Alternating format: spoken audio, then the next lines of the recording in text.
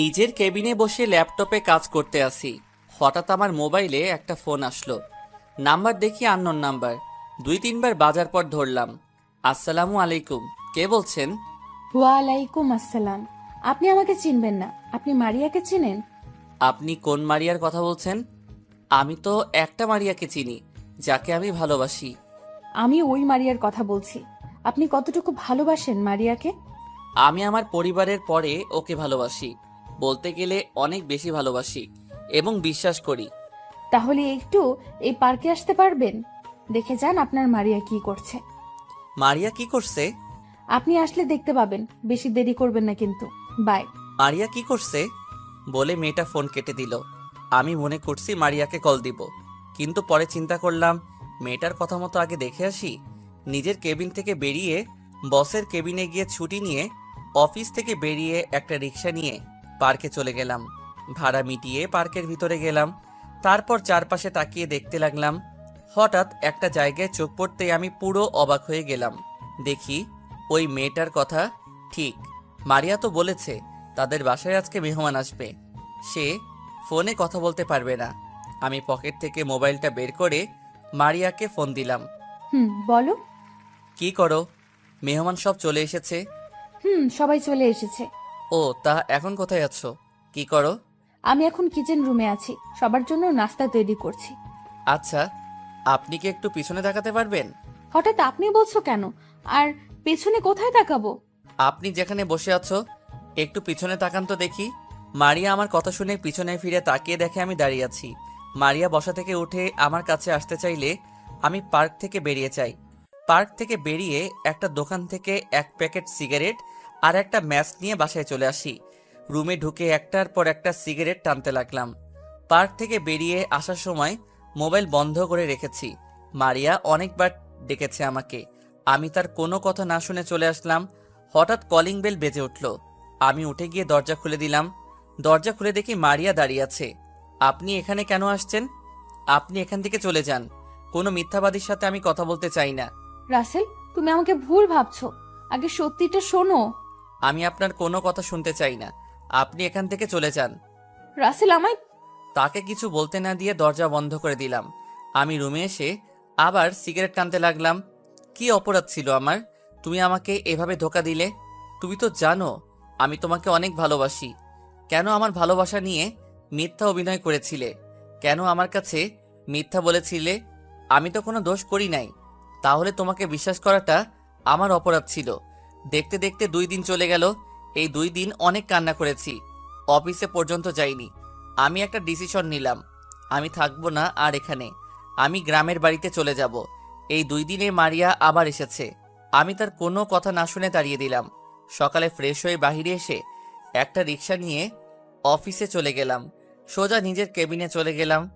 Resign letter type করে বসের কেবিনে চলে গেলাম। আসতে পারি স্যার? আরে রাসেল, আসো বসো। স্যার এই নিন রিজাইন লেটার। আমি আর অফিসে চাকরি করব না। আগে বলো তোমার কি হয়েছে? 2 দিন অফিসে কেন আসোনি? আর চাকরি ছাড়বে কেন? অফিসে কারোর সাথে কিছু হয়েছে? না স্যার, অফিসে কারোর সাথে কিছু হয়নি। আমি এমনি চাকরি ছেড়ে দিচ্ছি। রাসেল, আমি জানি তুমি অনেক ভালো ছেলে। অফিসে তুমি নিজের মতো কাজ করো। আমাকে প্লিজ সত্যি করে বলো কি হয়েছে। ঠিক আছে বলছি, আমি একটা মেয়েকে ভালোবাসি। মেয়েটাও আমাকে ভালোবাসে। তার সাথে আমার 1 বছরের সম্পর্ক। তার সাথে ফেসবুকে পরিচয় হয়। কথা বলতে বলতে দুজন দুজনকে ভালোবেসে ফেলি। 6 মাস আগে দুইজনই দেখা করি। তারপর থেকে তার সাথে আরো ভালো সম্পর্ক হয়ে যায়। এভাবে চলছিল আমাদের ভালোবাসা। কিন্তু হঠাৎ 2 দিন আগে আমার মোবাইলে একটা কল আসে। তারপর সব খুলে বললাম। বুঝতে পারছি, হয়তো তোমার থেকে ভালো কাউকে পেয়েছে, তাই বলে তুমি চাকরি ছেড়ে দিবে? আমি তোমাকে অফিস থেকে যেতে দিব না। এই অফিসে কাজ না করো, তবে আমার নোয়াখালী যে অফিস আছে সেটাই তুমি কাজ করো। প্লিজ রাসেল, তুমি চাকরি ছেড়ে যেও না। ঠিক আছে স্যার, আমি আপনার নোয়াখালী অফিসে কাজ করব। আমি আজকে রওনা দিতে চাই। ঠিক আছে, আমি ওখানে ম্যানেজারের সাথে কথা বলে বলছি। আর তোমাকে একটা ফ্ল্যাট দেওয়া হয়েছে। এখন থেকে তুমি ওই বসের দায়িত্ব পালন করবে। আমি মাঝে মাঝে গিয়ে হিসেব নিয়ে আসবো। আর তুমি তো গাড়ি চালাতে পারো, তাই তোমাকে অফিস থেকে একটা গাড়ি দেওয়া হবে। তুমি আজকে না গিয়ে কালকে সকালে যাও। ওকে স্যার, তাহলে আমি এখন বাসায় গিয়ে সব কিছু গুছিয়ে রাখি। ঠিক আছে, যাও। আমি বসের কেবিন থেকে বেরিয়ে বাহিরে চলে আসলাম। একটা রিক্সা নিয়ে রেস্টুরেন্টে গিয়ে খাবার খেয়ে বাসায় চলে আসলাম। অনেকক্ষণ বকবক করে গেছি, এখনো পরিচয় দেই নাই। আমি রাসেল, বর্তমানে একটা অফিসে চাকরি করি। পরিবারের সবাই আছে, কিন্তু একটা ছুরির দায়ে ঘর বের করে দিছে আমাকে আজ 2 বছর আগে। তারপর ঢাকায় চলে আসি। তারপর একটা হোটেলে কাজ নেই। একদিন একটা পত্রিকায় চাকরির বিজ্ঞপ্তি দেখি, তারপর ইন্টারভিউ দিতে চলে যাই। আল্লাহর রহমতে চাকরিটা হয়ে যায়। আমি আবার গল্প লিখি। তখন মারিয়ার সাথে পরিচয় হয় 1 বছর থেকে। তারপর কি হলো সবই তো জানেন। অফিসের বস আমার কাজ দেখে অনেক খুশি হয়, তাই আমাকে তিনি ছাড়তে চান না। আর কিছু জানা লাগবে না, গল্পের সাথে থাকুন, সব জানতে পারবেন। পরের দিন সকালে ঘুম থেকে উঠে ফ্রেশ হয়ে বাইরে এসে নাস্তা করে বাসায় চলে আসি। বাসার সামনে এসে দেখি বস গাড়ি পাঠিয়ে দিছে। ড্রাইভার আমার কাছে চাবি দিয়ে চলে গেছে। আমি বাসার ভিতরে ঢুকে জামা কাপড়ের ব্যাগটা নিয়ে গাড়িতে রাখলাম। দারোয়ানের কাছে বাসার চাবি দিয়ে গাড়িতে উঠলাম। এই বাসাটায় বস আমাকে থাকতে দিয়েছে। আমি গাড়ি চালিয়ে নোয়াখালীর উদ্দেশ্যে রওনা দিলাম। আগে কয়বার গেছি নোয়াখালী অফিসে কাজের ব্যাপারে, তাই কোনো সমস্যা নেই। প্রায় দুপুর 2টাই বাজে। অফিসের সামনে চলে আসলাম। আসার সময় রেস্টুরেন্ট থেকে খাবার খেয়ে আসলাম। গেট দিয়ে ঢুকে গাড়ি পার্কিং করে অফিসের ভিতরে চলে গেলাম। ভিতরে ঢুকে সোজা ম্যানেজারের কেবিনে চলে গেলাম। ভিতরে আসতে পারি? আরে আসুন স্যার, আপনার আমার কেবিনে আসতে অনুমতি লাগবে? আমি ভিতরে ঢুকে চেয়ারে গিয়ে বসলাম। একটা কথা বলি আপনাকে, আমাকে স্যার না বলে নাম ধরে ডাকবেন। আমি আপনার ছেলের মতো। তুমি অনেক ভালো ছিলে, চলো তোমাকে তোমার কেবিনে নিয়ে যাই। এখন আমি বাসায় যাব। 2 দিন পর থেকে নিয়মিত অফিসে আসব। আপনি আমাকে নতুন ফ্ল্যাটে নিয়ে যান। ঠিক আছে, আমি তোমাকে নতুন বাসায় নিয়ে যাচ্ছি। তারপর ম্যানেজার অফিসের সবাইকে বলে আমার সাথে অফিস থেকে বেরিয়ে আসলো। গাড়িতে উঠে নতুন বাসায় যেতে লাগলাম। কিছুক্ষণ পর একটা বাসার সামনে চলে আসলাম। বাসার ভিতরে ঢোকার পর ম্যানেজার আমাকে 3 তলা একটা ফ্ল্যাটে নিয়ে গেল। তারপর ম্যানেজারের সাথে কিছুক্ষণ কথা বললাম। ম্যানেজার চলে যাওয়ার পর আমি সবকিছু গুছিয়ে রাখলাম। রাতে বাহির থেকে খাবার খেয়ে রুমে চলে আসলাম। পরের দিন সকালে ঘুম থেকে উঠে ফ্রেশ হয়ে গাড়ি নিয়ে বাহিরে চলে আসলাম। একটা রেস্টুরেন্টে ঢুকে নাস্তা করে নিলাম। রেস্টুরেন্ট থেকে বেরিয়ে আসতেই হঠাৎ একটা পিচ্চি মেয়ে সামনে আসলো। ভাইয়া, কয়টা টাকা দেন না, অনেক ক্ষুধা লাগছে। কালকে থেকে এখনো কিচ্ছু খাইনি। তুমি ভিক্ষা করো কেন? তোমার আব্বু আম্মু কোথায়? ভাইয়া, আমার আব্বু নেই। আমাকে আর আম্মুকে রেখে কোথায় যেন চলে গেছে। আম্মু মানুষের বাসায় কাজ করে। আজ 2 দিন আম্মু অসুস্থ, তাই ঘরে কোনো খাবার নেই। তোমার নাম কি? থাকো কোথায়? ভাইয়া, আমার নাম রাইসা। আমরা বস্তিতে থাকি। ঠিক আছে, আমাকে তোমাদের বাসায় নিয়ে চলো। ভাইয়া, কয়টা টাকা দেন, অনেক ক্ষুধা লাগছে। আম্মু এখনো কিচ্ছু খায়নি, ওষুধও নয়। আমি কি বলবো, বলার কোনো ভাষা নেই। হায় রে মানুষ, এখন মেয়েটার পড়ালেখা করার সময়, এখন সে রাস্তায় ভিক্ষা করছে। আমি আর কোনো কথা না বলে রাইসাকে নিয়ে রেস্টুরেন্টে ঢুকে গেলাম। রাইসার জন্য খাবার অর্ডার করলাম। কিছুক্ষণ পর খাবার দিয়ে গেল। রাইসা কিছু খাবার খেয়ে বাকিটা একটা পলিথিনে ঢুকাতে গেলে আমি বললাম, তুমি খাবার পলিথিনে ঢুকাও কেন? ভাইয়া, আম্মু তো এখনো কিচ্ছু খায়নি, তাই আম্মুর জন্য বাকি খাবারগুলো নিয়ে যাচ্ছি। তোমার আম্মুর জন্য যাওয়ার সময় খাবার নিয়ে যাব, আগে তুমি খেয়ে নাও। রাইসা আর কোনো কথা না বলে খাবার খেতে লাগলো। কি সুন্দর করে রাইসা খাবার খাচ্ছে, আর তার আব্বু এমনটা মেয়েকে রেখে চলে গেল। রাইসার খাওয়া শেষ হলে তাকে নিয়ে গাড়িতে উঠলাম। রাইসার আম্মুর জন্য খাবার নিয়ে নিলাম। রাইসাকে নিয়ে বস্তিতে যেতে লাগলাম। কিছুক্ষণ পর একটা বস্তিতে চলে আসলাম। গাড়ি খাবারের প্যাকেট নিয়ে রাইসার সাথে বস্তির ভিতরে চলে গেলাম। ভিতরে ঢুকে একটা রুমে ঢুকলাম। রুমটা প্লাস্টিক দিয়ে বানানো, বৃষ্টি হলে সবকিছু ভিজে যাবে, কারণ প্লাস্টিক জায়গায় জায়গায় ছিঁড়ে আছে। আম্মু দেখো, তোমার জন্য খাবার নিয়ে এসেছি। একটা টাকাও পাইনি, তাই ওষুধ আনতে পারি নাই। এই ভাইয়াটা খাবার কিনে দিছে। রাইসার আম্মু একটু মাথা তুলল, দেখে মনে হচ্ছে অনেক জ্বর শরীরে।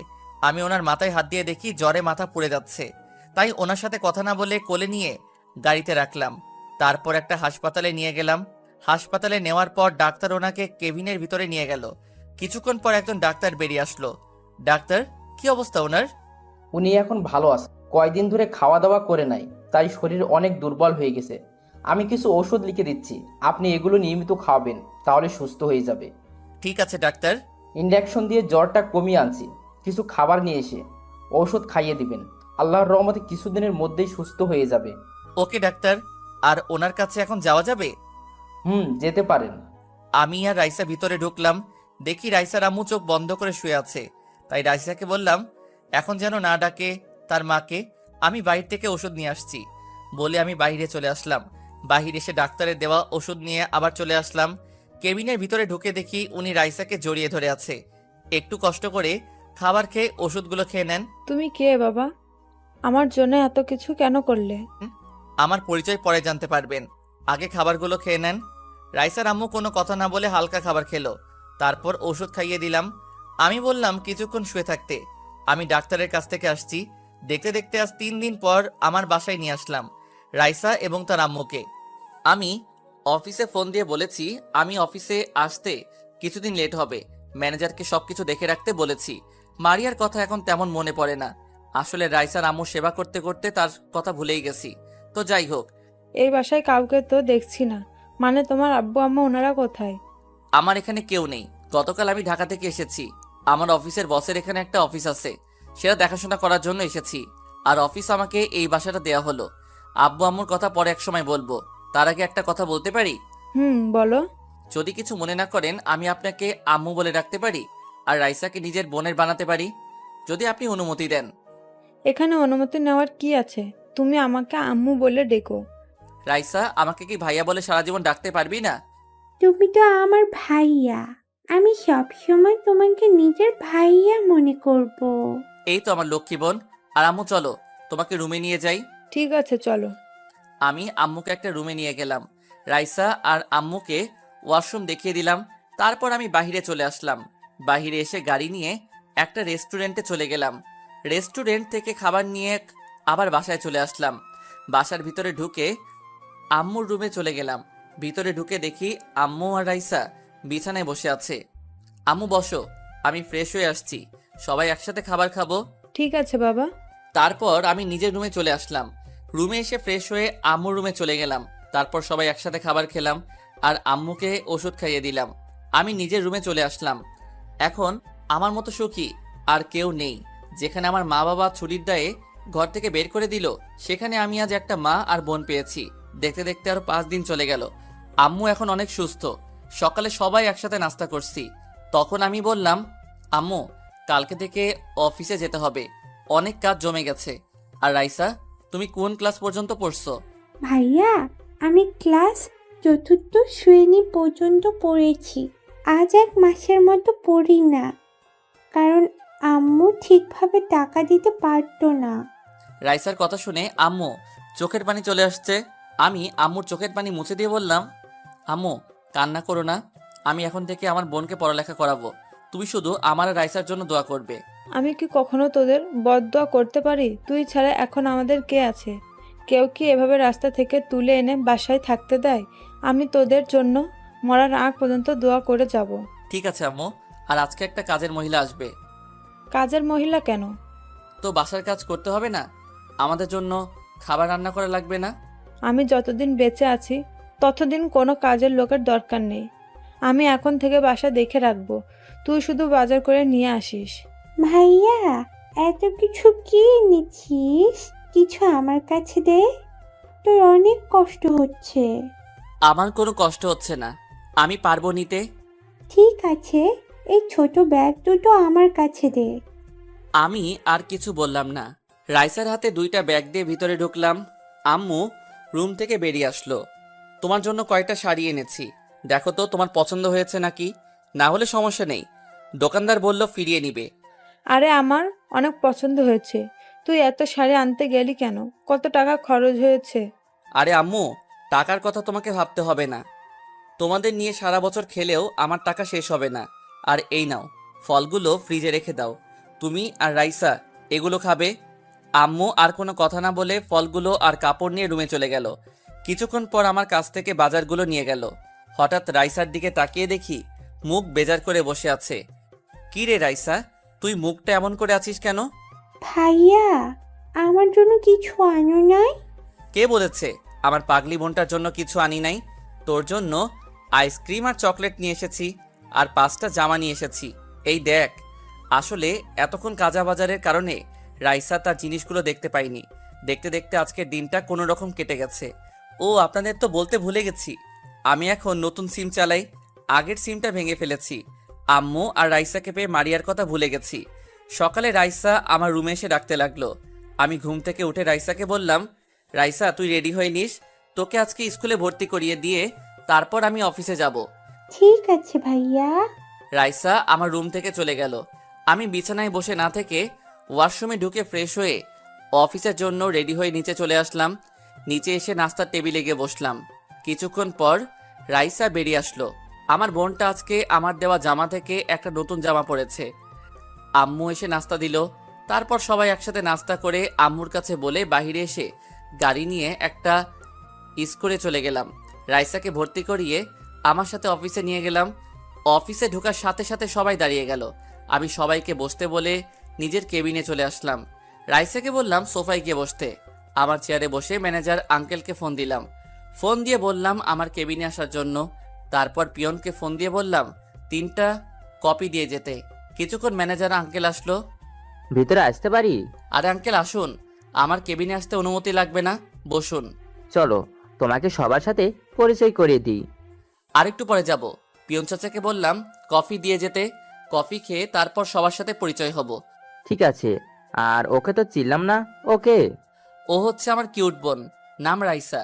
রাইসা আর তার আম্মুর জন্য এই কয়দিন অফিসে আসে নাই। তারপর সব খুলে বললাম। অনেক ভালো করছো। কয়জনে এমন কাজ করে? আল্লাহ তোমাকে সারা জীবন বাঁচিয়ে রাখুক। কথার ফাঁকে পিয়ন চাচা এসে কফি দিয়ে গেল। আমি ম্যানেজার আর রাইসা কফি খাচ্ছি। কফি খাওয়া শেষে রাইসাকে বললাম, রাইসা তুমি বসো, ভাইয়া অফিসের সবার সাথে পরিচয় হয়ে আসি। ঠিক আছে ভাইয়া। রাইসাকে আমার মোবাইলটা দিয়ে আসলাম। রাইসা বসে মোবাইলে গেমস খেলতে আছে। আমি ম্যানেজার আঙ্কেলকে নিয়ে সবার সাথে পরিচয় হলাম আর তারপর নিজের কেবিনে চলে আসলাম। দেখতে দেখতে আজ 1টা বছর চলে গেল। রাইসা আর আম্মুকে নিয়ে অনেক সুন্দরভাবে জীবনযাপন করতে লাগলাম। রাইসা এখন ক্লাস 5-এ উঠেছে। রাইসার আল্লাহর রহমতে মেধাশক্তি অনেক ভালো। অফিসে বসে কাজ করতে আসি, হঠাৎ বস ফোন দিল। আসসালামু আলাইকুম স্যার, কেমন আছেন? ওয়ালাইকুম আসসালাম, ভালো আছি। তুমি কেমন আছো? আর অফিস কেমন চলছে? আলহামদুলিল্লাহ স্যার, আমিও ভালো আছি। তোমাকে যে কারণে ফোন দেওয়া, রহমান গ্রুপ থেকে কালকে তোমার ওখানে একটা প্রজেক্টের ব্যাপারে কথা বলতে যাবে। আমার সাথে কথা বলতে চেয়েছে, কিন্তু আমার জরুরি কাজ আছে, তাই তোমার কাছে পাঠিয়ে দিলাম। আর কি প্রজেক্ট নিয়ে কাজ করবে? আমি তোমাকে ইমেল করে সব পাঠিয়ে দিব। ঠিক আছে স্যার, আপনি সব কিছু পাঠিয়ে দেন। আর এই প্রজেক্টটা পেলে আমাদের কোম্পানি আরও উপরে উঠে যাবে। তুমি নিজের মতো করে সাজিয়ে নিবে। Okay sir. আরও কিছুক্ষণ কথা বলে ফোনটা কেটে দিলাম। তারপর কাজে মন দিলাম। কিছুক্ষণ পর দেখি বসে ইমেল করে সব পাঠিয়ে দিছে। আমি সব কিছু গুছিয়ে রাখলাম। পরের দিন অফিসে বসে কাজ করতে আসি। রাতে সব কিছু রেডি করে আনছি প্রজেক্টের কাগজপত্র। হঠাৎ বাহির থেকে মেইলি কণ্ঠ একজন বলল, ভেতরে আসতে পারি? আসুন। আমি রহমান গ্রুপ থেকে এসেছি। রহমান আমার বাবার নাম। আব্বু একটু অসুস্থ, তাই বাবার অফিস আমি দেখাশোনা করি। আমি যেই না মেয়েটার দিকে তাকালাম, তখনই আমি পুরো অবাক হয়ে গেলাম। ঠিকই ধরেছেন, মারিয়া। কিন্তু ও এখানে কেন?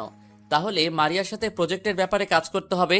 মারিয়া আমাকে দেখে বলল, রাসেল, তুমি তুমি এতদিন কোথায় ছিলে? আমি তোমাকে পুরো ঢাকা শহর খুঁজেছি, কিন্তু কোথাও পাইনি। তোমার বাসায় অনেকবার গিয়েছি, কিন্তু তোমার দেখা পেলাম না। কেন আমাকে খুঁজছেন? আপনি তো আমাকে ধোকা দিয়েছেন, আমার সাথে প্রেমের অভিনয় করেছেন, আমার সাথে মিথ্যা কথা বলে অন্য বয়ফ্রেন্ডের সাথে ঘুরতে বের হয়েছেন। আপনার জন্য তো ভালো হয়েছে আমি আপনার কাছে না থেকে দূরে সরে এসেছি। রাসেল, তুমি আমাকে ভুল ভাবছো। ওই ছেলের সাথে ওসব বিষয়ে কথা না বললে খুশি হব। আপনি কাজের কথা বলেন। মারিয়া আর কোনো কথা না বলে প্রজেক্টের ব্যাপারে কথা বলতে লাগলো, কিন্তু তার চোখ দিয়ে অশ্রু ঝরে পড়ছে। চোখ সরিয়ে প্রজেক্টের ব্যাপারে সবকিছু বুঝিয়ে বললাম। তারপর মারিয়া আমাদের প্রজেক্টটা দিল। আরও কিছু কথা বলতে চেয়েছে, তখন আমি বললাম, প্লিজ আপনি কাজের ব্যাপারে কথা বলতে পারেন, আর আমি অন্য কোনো কথা শুনতে চাই না। ঠিক আছে, বলবো। শুধু একটা কথা বলে যাই, আমি তোমাকে অনেক ভালোবাসি। যখন সত্যিটা জানতে পারবে, তখন আমার কাছে ফিরে এলে আমি তোমাকে আর মেনে নেব না। তোমার জন্য 1 বছর অনেক কষ্ট পেয়েছি, কিন্তু তোমার কথা শোনার পর এখন আমি তোমাকে ঘৃণা করি। বলে মারিয়া কেবিন থেকে বেরিয়ে গেল। এখন আমি ভাবতে লাগলাম তাহলে আমি মারিয়াকে ভুল বুঝেছি, কিন্তু আমি তো দেখলাম সে অন্য ছেলের সাথে বসে হেসে হেসে কথা বলছে। আমি আর কিছু না ভেবে কাজে মন দিলাম। শালার এখন কাজে মন বসছে না। হঠাৎ মোবাইলটা বেজে উঠল। তাকিয়ে দেখি বসে ফোন দিছে। আসসালামু আলাইকুম স্যার, কেমন আছেন? আলহামদুলিল্লাহ ভালো আছি, তুমি কেমন আছো? জি আমিও ভালো আছি। তা রহমান সাহেবের মেয়ে তোমার কাছে গেছে? জি স্যার এসেছে। আল্লাহর রহমতে আমরা প্রজেক্টটা পেয়ে গেছি। 7 দিনের ভিতরে ইনশাআল্লাহ প্রজেক্টের কাজ শেষ করব। আমি জানি তুমি পারবে। ঠিক আছে, তাহলে কাজে লেগে পড়ো, কোনো সমস্যা হলে আমাকে বলবে। ঠিক আছে স্যার। ফোন কেটে দিয়ে কাজে মন দিলাম। বিকেলে অফিস থেকে বেরিয়ে এসে গাড়ি নিয়ে বাসায় যেতে লাগলাম। হঠাৎ একটা ছেলেকে গাড়ি দাঁড় করালাম। এই ছেলে আর কেউ নয়, মারিয়ার সাথে যে ছেলেটা ছিল ওই ছেলেটা। আমি গাড়ি এক সাইডে পার্কিং করে ছেলেটাকে ডাক দিলাম। ছেলেটা আমার সামনে আসার পর বলল, আপনাকে কোথায় যেন দেখেছি, কিন্তু মনে পড়ছে না। তুমি আমাকে পার্কে দেখেছো আজ 1 বছর আগে, যখন তুমি মারিয়ার সাথে পার্কে ছিলে। ও, তার মানে আপনি রাসেল। মারিয়ার মুখে অনেকবার আপনার কথা শুনেছি, কিন্তু কখনো দেখিনি। কেন? আমার ছবি তো মারিয়ার মোবাইলে ছিল। মারিয়া তো ওই দিক আপনাকে অনেকবার ডেকেছে, কিন্তু আপনি তার কোনো কথা না শুনে চলে গেলেন। তখন মারিয়া রাগ করে মোবাইল আছাড় মেরে ভেঙে ফেলে। ও, তা তোমাদের ভালোবাসা কেমন চলছে? মারিয়া তোমাকে অনেক ভালোবাসে তাই না? কিন্তু আমাকেও মেরেছে, কিন্তু সেটা আমার সাথে অভিনয় করবে সেটা কখনোই ভাবতে পারি নাই। আমি মারিয়াকে ভালোবাসি না, মারিয়া আমার মামাতো বোন। ওই দিন আমরা তাদের বাসায় আসি, বাসায় একা একা ভালো লাগছে না, তাই মারিয়াকে বলি বাইরে থেকে ঘুরে আসি। মারিয়া আসতে চাইছিল না, কিন্তু আমার জোরাজুরিতে পরে আসলো। কিন্তু আপনি মারিয়াকে ভুল ভাবছেন। মারিয়া এখনো আপনাকে ভালোবাসে, আপনার পথ চেয়ে এখনো কাউকে বিয়ে করে নাই। কি বলছো তুমি? তাহলে আমি মারিয়াকে এতদিন ভুল বুঝে আসছি। তাহলে আমাকে একটা দিন ফোন দিয়ে বলতো, বললেই তো আর এত কিছু হতো না। এরকম একটা ভুলের কারণে 1 বছর তার থেকে দূরে ছিলাম। ও কি এখন আমাকে মেনে নিবে? আমি বলি কি, আপনি ওর কাছে গিয়ে ক্ষমা চেয়ে আপন করে নেন। যদি আপনাকে সত্যি ভালোবাসে তাহলে আপন করে নিবে। ঠিক আছে, কিন্তু এখনো তোমার নামটা জানা হলো না। আমি আকাশ, পড়াশুনো শেষ করে আব্বুর অফিসে দেখাশোনা করছি। নোয়াখালীতে এসেছি অফিসের একটা কাজের ব্যাপারে। কাজ শেষ করে ড্রাইভারের জন্য অপেক্ষা করছি, হঠাৎ আপনি ডাক দিলেন। তুমি আমাকে নাম ধরে ডেকো, আমরা তো সমবয়সী। সরি। সরি কেন? তোমাকে আর মারিয়াকে ভুল বোঝার কারণে। এখানে সরি বলার কিছু নেই। আপনার জায়গায় আমি থাকলে এই কাজটি করতাম। আচ্ছা ঠিক আছে, চলো দুজনে কফি খেতে খেতে কথা বলি। এখন আমার বাসায় যেতে হবে, অন্য একদিন খাবো, এখন আসি। ঠিক আছে যাও, তবে যাওয়ার আগে একটা কথা বলে যাও। মারিয়া কি সবসময় অফিসে থাকে? হুম। বলে আকাশ চলে গেল।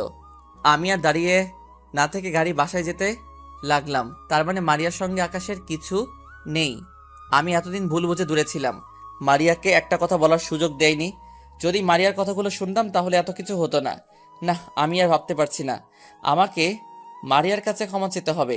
বাসায় এসে কলিং বেল চাপ দিলাম। কিছুক্ষণ পর রাইসা এসে দরজা খুলে দিল।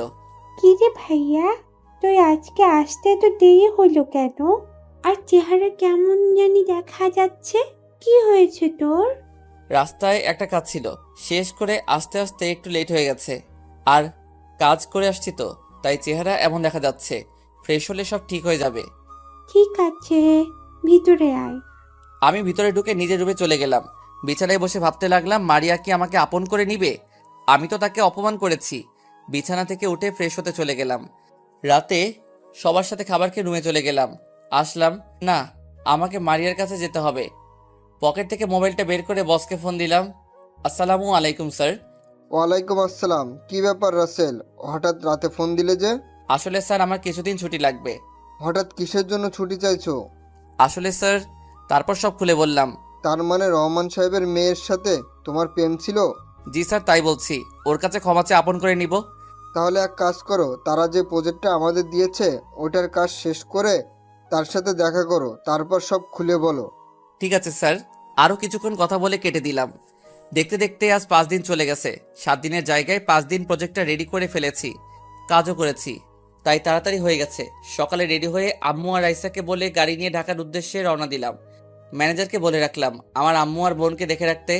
5 ঘন্টা পর ঢাকা এসে পৌঁছে গেলাম। প্রথমে বসের অফিসে গেলাম। বসের সাথে কিছু কথা বলে মারিয়ার অফিসে যেতে খাবার খেয়ে নিলাম। রেস্টুরেন্টের অফিসের গেট দিয়ে ঢুকে গাড়ি পার্কিং করে অফিসের ভিতরে গেলাম। পিয়নকে বললাম বসের কেবিন কোনটা। পিয়ন আমাকে বসের কেবিন দেখিয়ে দিল। আমি মারিয়ার কেবিনের সামনে গিয়ে হালকা করে দরজা ধাক্কা দিয়ে ভিতরে তাকিয়ে যেটা দেখলাম সেটা দেখে আমি পুরো অবাক হয়ে গেলাম। আসলে তেমন খারাপ কিছু না। ভিতরে দেখি মারিয়া একটা ছেলের সাথে হেসে হেসে কথা বলছে। আমি তখন বললাম ভিতরে আসতে পারি। আসুন। মারিয়া ছেলেটার সাথে কথা বলতে ব্যস্ত। আমি ভিতর ঢুকে তাদের সামনে গেলাম। মারিয়া আমাকে দেখে বলল, আরে মিস্টার রাসেল, হঠাৎ আমার অফিসে কি মনে করে? আর দাঁড়িয়ে কেন, বসুন। আমি ছেলেটার পাশের চেয়ারে বসলাম। তখন ছেলেটা বলল, তাহলে আমি এখন আসি মারিয়া, পরে আরেক সময় আসবো। ঠিক আছে রনি, যাও, আবার আসবে কিন্তু। তোমার সাথে কথা বলতে অনেক ভালো লাগে। এখন তাহলে কাজ করো। ওকে, বাই। রনি চলে যাওয়ার পর মারিয়া আমাকে বলল, তো এবার বলুন, হঠাৎ আমার অফিসে কি? আসলে তোমার প্রজেক্টের কাজ শেষ, তাই আমি নিজে নিয়ে এসেছি।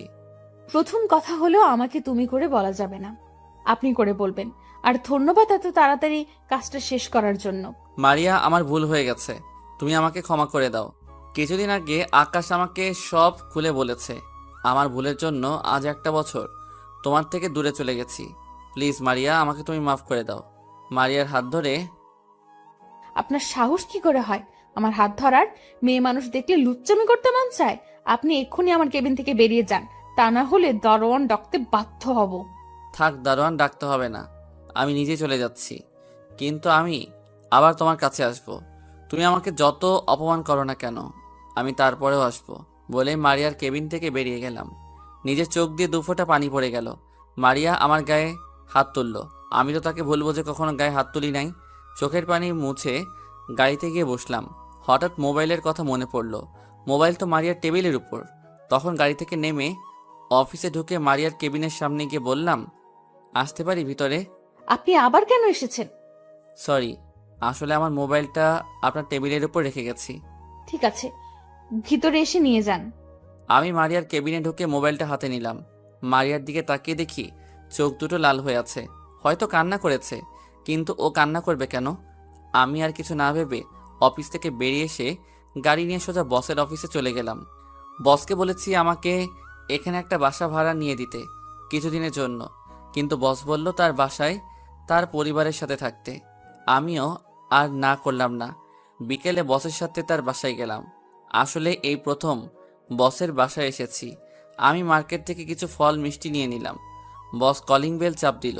হঠাৎ রাইসা একজনকে দেখে বলল গাড়ি থামাতে। রাইসার কথা মতো গাড়ি থামালাম। রাইসা গাড়ি থেকে নেমে দৌড় দিয়ে একজনকে জড়িয়ে ধরল। আমি তো পুরো অবাক হয়ে গেলাম।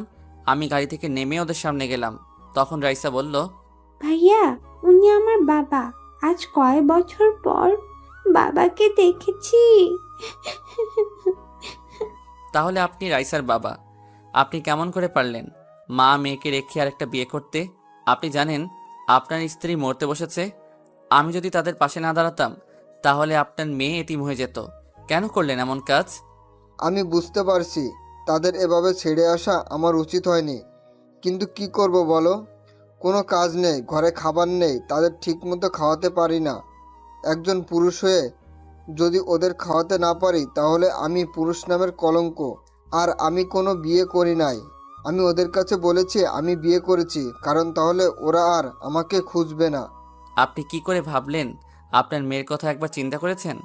যেই মেয়ে ওই সময় পড়ালেখা করার কথা, সেই মেয়ে রাস্তার মানুষের কাছে ভিক্ষা করে তার মায়ের ওষুধে টাকা তুলছে।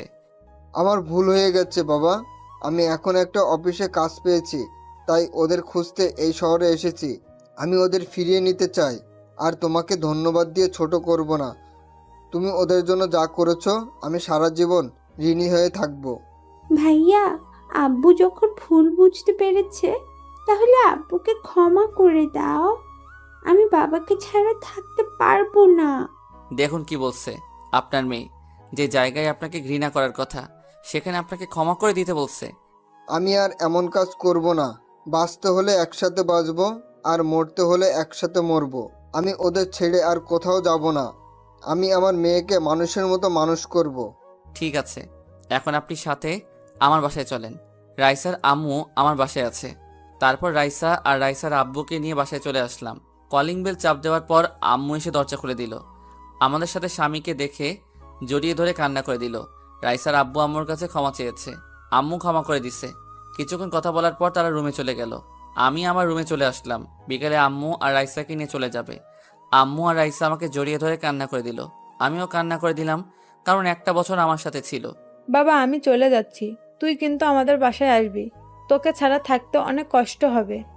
ভাইয়া, তুমি কিন্তু আমাকে বাসায় দেখতে আসবে। তোমাকে ছাড়া থাকতে পারবো না। ঠিক আছে বোন, আমি কয়দিন পর তোকে দেখে আসবো। তুই কিন্তু ঠিকভাবে পড়ালেখা করবি। তোকে অনেক বড় হতে হবে, নিজের পায়ে দাঁড়াতে হবে। আর আম্মু নিজের শরীরের যত্ন নিও, ঠিকমতো খাওয়া দাওয়া করো। আমাকে নিয়ে চিন্তা করো না। আমি প্রতিদিন তোমাদের সাথে ফোনে কথা বলবো। আরও কিছু কথা বলে তাদের গাড়িতে গিয়ে বাস কাউন্টারে নামিয়ে দিয়ে আসলাম। কারণ রাইসার আব্বু সিলেটে একটা অফিসে কাজ পেয়েছে। তাদের বিদায় দিয়ে বাসায় চলে আসলাম। বাসায় আসার পর বাসাটা কেমন খালি খালি লাগছে। লাগবে না কেন? এতদিন রাইসা আম্মুকে নিয়েছিলাম। চোখ দিয়ে পানি পড়তে লাগলো। তারা যাওয়ার সময় 5 লাখ টাকা সাথে দিছি। এসব টাকা আমার জমানো। আজ 2 দিন পর দুলাভাই, আপু, আমি একসাথে নিজের বাড়িতে যাচ্ছি। রাইসা আর আম্মুর সাথে প্রতিদিন কথা হয়। তারা এখন অনেক ভালো আছে। রাইসাকে ওখানে একটা স্কুলে ভর্তি করিয়ে দিছে। দীর্ঘ 5 ঘন্টা পর নিজের শহরে এসে পৌঁছে গেলাম। নিজের শহরের নাম বলবো না, যদি সবাই চলে আসেন। আগের থেকে অনেক পরিবর্তন হয়ে গেছে নিজের শহরটা। বাসার সামনে এসে দেখি আগে দারোয়ান চাচাই আছে। বাসার ভিতরে ঢুকে গাড়ি থেকে নামলাম। দারোয়ান চাচা আমাকে জড়িয়ে ধরে কান্না করে দিল। উনি অনেক ভালো মানুষ। আমি বাড়ি থেকে বেরিয়ে আসার সময় অনেকবার আটকাতে চেয়েছে। ওনার সাথে কিছুক্ষণ কথা বলে দরজার সামনে এসে কলিং বেল চাপ দিল আপু। কিছুক্ষণ পর একজন এসে দরজা খুলে দিল। যে দরজা খুলে দিল সে আর কেউ নয়, আমার আম্মু। আম্মু আমাকে দেখে জড়িয়ে ধরে কান্না করে দিল। আমিও কান্না করে দিলাম। আগের থেকে আম্মুর চেহারা অনেক শুকিয়ে গেছে। রাসেল, তুই এতদিন কোথায় ছিলি? তোর বাবা না হয় রাগে বাসা থেকে বেরিয়ে যেতে বলেছে, তাই বলে তুই বাসা থেকে বেরিয়ে যাবি? তোর এই মায়ের কথা একবারও মনে পড়ে নাই? আম্মু, তোমার কথা প্রতিদিন মনে পড়ছে, কিন্তু বাবা তো আমাকে বাসা থেকে বের করে দিছে। তাহলে আমি কি করে ফিরে আসি? তোর বাবা এখন ভুল বুঝতে পেরেছে। আগের থেকে কেমন যেন হয়ে গেছে। মাঝে মাঝে তোর ছবি বুকে নিয়ে কান্না করে। তুই ফিরে এসেছিস, যদি তোর বাবা শোনে তাহলে পাগলের মতন ছুটে আসবে অফিস থেকে। ঠিক আছে আম্মু, আমি আর তোমাদের ছেড়ে যাব না। এখন বলো আব্বু কখন আসবে? আমি এখনই ফোন দিয়ে বলছি, তোর কথা শুনলে এখনই চলে আসবে। ছেলেকে পেয়ে মেয়ে আর মেয়ের জামাইয়ের কথা ভুলে গেছো? তোদের কি ভুলতে পারি? তা তোরা হঠাৎ বাসায় আসলি, আমাদের তো বলে আসলি না। তোমাদের সারপ্রাইজ দিব বলে বলি নাই। আর রাসেলকে আমি কিছুদিন আগেই পেয়েছি, কিন্তু রাসেল বাসায় বলতে মানা করেছে তোমাদের সারপ্রাইজ দিব বলে। মানে তুই রাসেলকে কিভাবে ফেলি? তাহলে শোন। তারপর আপু সব খুলে বলল। আর এটাও বলেছে আমি এতদিন দুলাভাইয়ের অফিসে কাজ করেছি। কি, আমাদের এত কাছে থাকার পরেও তাকে দেখতে পাইনি? তা জামাই বাবাজি কেমন আছো? আলহামদুলিল্লাহ আম্মু, ভালো আছি। তুমি কেমন আছো? আর কেমন আছে? সবাই ভালো আছে। এবার সবাই ভিতরে আসো। সবাই ভিতরে গেলাম। বাসাটা আগের মতোই আছে। আম্মু আমাকে নিজের রুমে যেতে বলল। আমার রুমে এসে দেখি রুমটা আগের মতোই আছে। তারপর ওয়াশরুমে ঢুকে গোসল করে নিলাম। গোসল শেষ করে ওয়াশরুম থেকে বেরিয়ে সামনে দেখে আব্বু দাঁড়িয়ে আছে। সাথে সাথে আমাকে জড়িয়ে ধরলো। রাসেল বাবা, তুই আমাকে ক্ষমা করে দে। টাকার নেশার কারণে তোর গায়ে হাত তুলেছি, তোকে ঘর থেকে বের করে দিয়েছি। বিশ্বাস কর, তোকে বের করে দেওয়ার পর আমি একটুও ভালো থাকতে পারি নাই। আমি বুঝতে পেরেছি টাকা হলে সব কিছু হয় না। তুই আমাকে মাফ করে দে। আব্বু, এটা তুমি কি করছো? বাবা হয়ে ছেলের কাছে ক্ষমা চেতে হয় না। তোমার উপর অভিমান ছিল, তাই এতদিন দূরে ছিলাম। এখন কোনো অভিমান নেই। আরও কিছুক্ষণ কথা বলে বাবার সাথে নিচে আসলাম। সবাই একসাথে খাবার খেতে বসলাম। আম্মু আমাকে নিজের হাতে খাইয়ে দিল। তারপর রুমে এসে রাফিকে ফোন দিলাম। কেমন আছিস রাফি? আলহামদুলিল্লাহ ভালো আছি। তুই কেমন আছিস?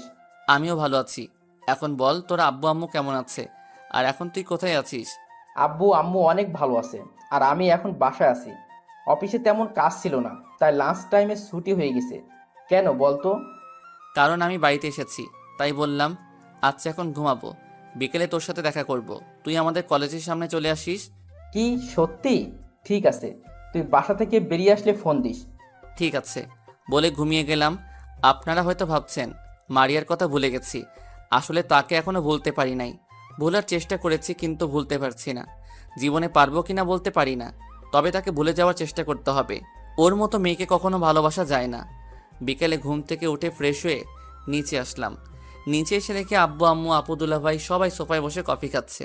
তাদের বোঝা যাচ্ছে অনেক খুশি। খুশি হওয়ার কারণ আমি 3 বছর পর ছেলে ফিরে এসেছে। আমি সোজা গিয়ে আম্মুর পাশে বসলাম। কিরে বাবা, তোর ঘুম ভেঙেছে? তুই জার্নি করে আসছিস, তাই তোকে ডাকি নাই। আম্মু ভেঙেছে। আমি এখন একটু বাইরে যাব। এখন কোথায় যাবি? আর গাড়ি নিয়ে যাবি নাকি তোর বাইক নিয়ে যাবি? আব্বু গাড়ি নিব না, বাইক নিয়ে যাব। আর আমি রাফির সাথে দেখা করতে যাচ্ছি। ঠিক আছে যা, আর সাবধানে যাস। ওকে আম্মু। বাসা থেকে বেরিয়ে বাইক নিয়ে কলেজের সামনে যেতে লাগলাম। বাইকটা পরিষ্কার ছিল, মনে হয় দারোয়ান চাচা পরিষ্কার করে রাখে। কিছুক্ষণ পর কলেজের সামনে চলে আসলাম। আসার সময় রাফিকে ফোন দিয়ে এসেছি। কিছুক্ষণ পর দেখি রাফি বাইক নিয়ে আমার সামনে আসলো। বাইক আগেরটা অনেক পুরনো হয়ে গেছে। রাফি বাইক থেকে নেমে আমাকে জড়িয়ে ধরলো। কেমন আছিস? আর হঠাৎ করে আসলি? আমাকে তো একটা বার বললি না। তোকে না, বাসার কাউকেই বলি নাই। সবাইকে সারপ্রাইজ দিব বলে বলি নাই। তা তোর অবস্থা বল, অফিসে কাজ কেমন চলছে? আলহামদুলিল্লাহ ভালো। তারপর আরও কিছুক্ষণ কথা বলে দুজনে বাইকটা শোরুমের রুমে চলে আসলাম। রাফি আমাকে জিজ্ঞেস করছে এখানে কেন এসেছি। আমি তাকে কিছু বলি নাই। তারপর শোরুমে ঢুকে একটা দামি বাইক কিনলাম। বাইকের নাম বলতে পারবো না, কারণ জীবনে কখনো বাইক চালাই নাই, তাই নামও জানি না। বাইকটা কিনে বাহির আসার পর রাফিকে বললাম, এই নে বাইকের চাবি, এটা তোর জন্য কিনেছি। আমি বাইক দিয়ে কি করব? আমার তো বাইক আছে। সেটা তো জানি, দেখছি অনেক পুরনো হয়ে গেছে। এখন থেকে নতুন বাইক চালাবি। তুই সারা জীবন আমাকে দিয়ে যাবি? তোকে কখনো কিছু দিতে পারি নাই। ধুর পাগল, বন্ধু বন্ধুকে দিছে, এখানে কান্না করার কি আছে? আমি যতদিন বেঁচে আছি ততদিন তোর পাশে আছি। আরও কিছুক্ষণ আড্ডা দিয়ে বাসায় চলে আসলাম। কলিং বেল চাপ দেওয়ার পর যে দরজা খুলে দিল, আমি তো তাকে দেখে পুরো অবাক হয়ে গেলাম। আপনারা কি ভাবছেন মারিয়া? আরে না, আমার শত্রু জীবন, মানে আমার বন্ধু। কিন্তু ও হঠাৎ আমাদের বাসায় কেন? কিরে, কেমন আছিস? এখনো আমার উপর রাগ করে আছিস? আমি এখন আগের মতো নেই রে। আমি এখন ভালো হয়ে গেছি। প্লিজ তুই আমাকে ক্ষমা করে দে। তোর আব্বু আমাকে ফোন দিয়ে বলেছে তুই ফিরে এসেছিস, তাই তোকে দেখতে আসলাম। আমি তোকে ক্ষমা করে দিছি। আগে অভিমান ছিল, এখন নেই। আর তোর কারণে আব্বু আম্মু সত্যটা জানতে পেরেছে, তাই তোকে মাফ করে দিছি। তাই এতদিন কোথায় ছিলি? তোর কোনো খোঁজ খবর নেই? তাহলে শোন। তারপর সব খুলে বললাম। ও, তা এখন কি করবি? আগে কিছুদিন তোদের সময় দিব, তারপর আব্বুকে রেস্ট দিয়ে আমি অফিস দেখাশোনা করব। তাহলে তো ভালোই। আর তুই জানিস আমি তোদের অফিসে চাকরি করি? তাহলে তো ভালোই হবে। আরও কিছুক্ষণ কথা বলে ভিতরে গেলাম। রাতে জীবন সবার সাথে খাবার খেয়ে বাসায় চলে গেল। আমি রুমে এসে মোবাইল টিপতে টিপতে ঘুমিয়ে গেলাম। এভাবে দেখতে দেখতে 2 মাস চলে গেল। এখন আমি নিজেদের অফিস দেখাশোনা করি। মারিয়ার কথা এখন আর মনে পড়ে না। হয়তো এতদিনে আকাশকে বিয়ে করে সংসার করছে। সারাদিন অফিসে কাজের মধ্যে বিজি থাকি, তাই আর মারিয়ার কথা মনে পড়ে না। আর প্রতিদিন রাইসা আর আম্মুর সাথে ফোনে কথা বলি। আমাদের সবাই যেতে বলছে, কিন্তু কাজের চাপের কারণে যাওয়া হয় না। দুলাভাই আর আপু কিছুদিন থেকে ঢাকায় চলে গেছে। রাতে সবাই মিলে খাবার খেতে বসলাম। হঠাৎ আব্বু বলল, এভাবে আর কতদিন? এবার তো একটা বিয়ে কর। আমার এক বন্ধুর মেয়ে আছে, দেখতে অনেক সুন্দর, তোর সাথে ভালো মানাবে। তোর আব্বু ঠিক কথা বলেছে, তুই একটা বিয়ে কর। আমাদের কি দাদা দাদির হওয়ার শখ নেই? তুই মানা করিস না। ঠিক আছে, তোমরা কথা বলে বিয়ের দিন তারিখ ঠিক করো। তাহলে তুই একবার মেয়েটাকে দেখে আয়, তোর পছন্দ হলে সব কিছু ঠিক করব। আমার পছন্দের দরকার নেই আব্বু, তোমাদের পছন্দ হলে চলবে। তুমি কথা বলে দিন তারিখ ঠিক করো। ঠিক আছে, আমি তাহলে বন্ধুর সাথে কথা বলি। তারও ইচ্ছে তার মেয়ের সাথে আমার ছেলের বিয়ে দিবে। আমি আর কোনো কথা না বলে খাবার খেয়ে রুমে চলে আসলাম। মোবাইল টিপতে টিপতে ঘুমিয়ে পড়লাম। সকালে ঘুম থেকে উঠে ফ্রেশ হয়ে নাস্তা করে গাড়ি নিয়ে অফিসে চলে গেলাম। অফিসের ভিতরে ঢোকার সাথে সাথে সবাই দাঁড়িয়ে সালাম দিল। আমি তাদের বসতে বলে নিজের কেবিনে চলে গেলাম। নিজের কেবিনে এসে জীবনকে ফোন দিলাম। কিছুক্ষণ পর জীবন আমার কেবিনে আসলো। বল, কেন ডেকেছিস? তোর কি হাতে কাজ বেশি আছে? না, তেমন কোনো কাজ নেই। কেন বলো তো? তাহলে চল একটু বাহির থেকে ঘুরে আসি, আজকে অফিসে ভালো লাগছে না। ঠিক আছে, তুই বস, আমি সবাইকে বলে আসছি। জীবন কেবিন থেকে বেরিয়ে গেল। আপনাদের তো বলতে ভুলে গেছি, জীবন আমাদের অফিসে ম্যানেজারের দায়িত্ব পালন করে। ও এখন নিজের মতো করে কাজ করে। আব্বু অফিসে না আসলে জীবন সুন্দরভাবে চালিয়ে নিত। তো যাই হোক, কিছুক্ষণ পর জীবন আসলো কেবিনে। তারপর ওকে নিয়ে অফিস থেকে বেরিয়ে আসলাম। কিছুক্ষণ বাইরে ঘোরাঘুরি করে অফিসে চলে আসলাম। এখন মনটা ভালো হয়ে গেছে, কাজে মন দিলাম। বিকেলে অফিস শেষ করে বাসায় চলে আসলাম। কলিং বেল চাপ দেওয়ার পর আম্মু এসে দরজা খুলে দিল। আম্মুর সাথে কিছুক্ষণ কথা বলে রুমে চলে আসলাম। রাতে খাবার টেবিলে আব্বু বলল, রহমানের সাথে কথা হয়েছে, আগামী শুক্রবার তোর বিয়ে। আর বিয়েটা হবে মেয়ের নানার বাড়িতে, কারণ তারাও তো ঢাকা থাকে। তোমরা যা ভালো মনে হয় করো। খাবার খেয়ে নিজের রুমে চলে আসলাম। রুমে এসে বিছানায় শুয়ে ভাবতে লাগলাম, মেয়েটা কেমন হবে, দেখতে কি সুন্দর নাকি কালো, ব্যবহার কেমন। আব্বু তো বলল অনেক ভালো। দূর, কালো হলে সমস্যা নেই, আমার আব্বু আম্মুর খেয়াল রাখলেই চলবে, একমাত্র তাদের জন্য বিয়েটা করছি। দেখতে দেখতে সে দিনটা চলে আসলো, মানে আজকে আমার বিয়ে হয়েছে। কিছুক্ষণ আগে বউ নিয়ে বাসায় এসেছি। অনেক ধুমধাম করে বিয়েটা হয়েছে। আর বিয়েতে সবাই এসেছে, দুলাভাই, আপু, রাইসার আব্বু আম্মু, আর রাইসাও এসেছে। রাফি আর জীবন আমার বিয়ের সব কাজ করেছে। আমি ছাদের উপরে দাঁড়িয়ে আছি। হঠাৎ রাফি আর জীবন আসলো। কিরে, তুই এখানে? আর তোকে পুরো বাসায় খুঁজে হয়রান। বল, কেন খুঁজছিলি? এখন রাত কয়টা বাজে সেদিকে খেয়াল আছে? ভাবি রুমে একা বসে আছে। আর একটু পরে যাই, আমার না কেমন জানি লাগছে। দূর হারামি, নতুন বিয়ে করছিস তো তাই এমন লাগছে। বইয়ের আদর পেলে সব ঠিক হয়ে যাবে।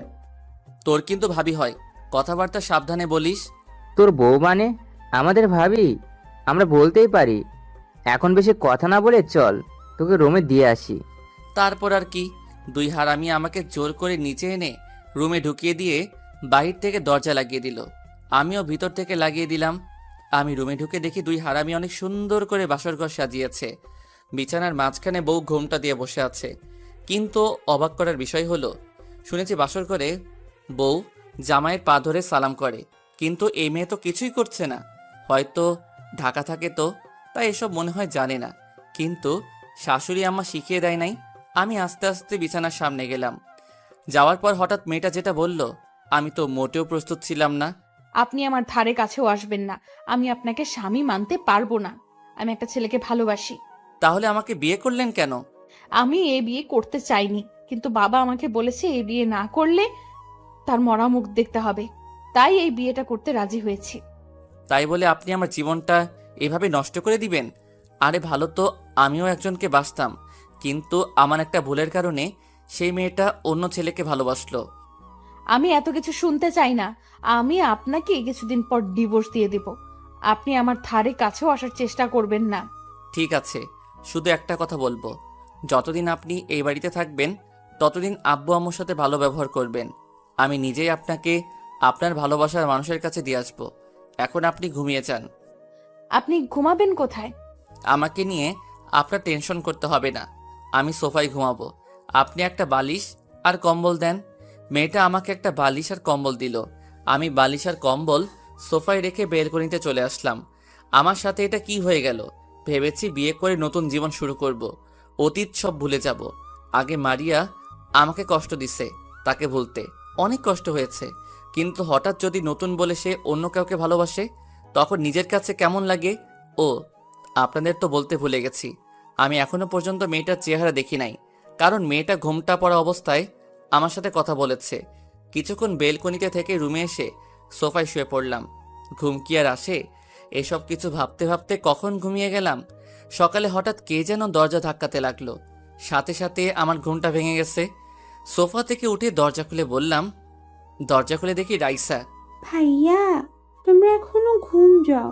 আম্মু বলেছে তোমাকে আর ভাবিকে নিচে যেতে। ঠিক আছে আপু, তুই যা, ভাইয়া তোর ভাবিকে নিয়ে আসছি। তাড়াতাড়ি আসবে কিন্তু। রাইসা চলে গেল। আমি বিছানার সামনে এসে মেয়েটাকে ডাকতে লাগলাম। মেয়েটার চেহারা এখনো দেখা যাচ্ছে না। মেয়েটা এখনো বিয়ের শাড়ি পরে আছে। এই যে শুনছেন, উঠেন, আম্মু ফ্রেশ হয়ে নিচে যেতে বলছে। আপু চাও তো, আমাকে আরেকটু ঘুমাতে দাও। হাই হাই, এই মেয়ে স্বামীকে কি বলছে? মনে হয় তার বাবা প্রতিদিন সকালে ঘুমটা ভাঙিয়ে দেয়। তাই তার বাবা মনে করছে। ওই, আপনার বাবা এখানে কোথায় থেকে আসবে? আমি আপনার বিয়ে করা স্বামী। গতকাল যে বিয়ে করছেন মনে নেই? মেয়েটা আমার কথা শুনে যেই না তার মুখের উপর থেকে কাপড় সরালো, তখন আমি তাকে দেখে মোটেও প্রস্তুত ছিলাম না। সেও আমাকে দেখে পুরো অবাক হয়ে গেল। তার মানে মারিয়াকে বিয়ে করেছি। আপনারা ঠিকই ধরেছেন। মারিয়া আমাকে দেখে বিছানা থেকে নেমে জড়িয়ে ধরে কান্না করে দিল। ঠাস করে 2টা থাপ্পড় মেরে দিলাম। তারপর আমি বললাম, তোর সাহস কি করে হয় আমাকে জড়িয়ে ধরার? আর তুই এখানে কেন? তার মানে আমি তোকে বিয়ে করেছি? মারিয়া গালে হাত দিয়ে বলতে লাগলো, আমি তোমার বউ, তাই জড়িয়ে ধরেছি। আর তুমি আমাকে বিয়ে করেছো, তাই তো আমি তোমার রুমে। আমি এই বিয়ে মানি না। যেই মেয়ে আমার গায়ে হাত তুলতে পারে, আমার সামনে অন্য ছেলেকে ভালোবাসে বলে, সে মেয়েকে কখনো আমি স্ত্রী হিসেবে মানি না।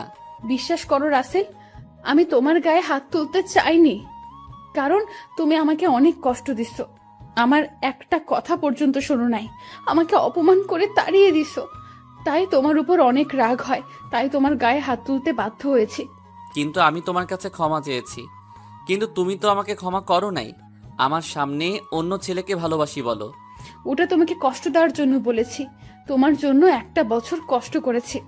বাসা থেকে বাবা বিয়ের জন্য অনেক চাপ দেয়, তারপরেও আমি বিয়ে করি নাই, একমাত্র তোমার কারণে। আমার বিশ্বাস ছিল আমি তোমাকে ফিরে পাবো, কিন্তু 1 বছর পর যখন তোমাকে পেলাম, তারপরও তুমি আমাকে কথা বলার সুযোগ দাওনি। তুমি ভালো করে জানতে তোমার পাশে আমি কোনো ছেলেকে সহ্য করতে পারি না। আর আমাকে ফোন করে বলো নাই কেন? আমি তোমাকে ভুল বুঝে তো তোমার গায়ে হাত তুলি নাই।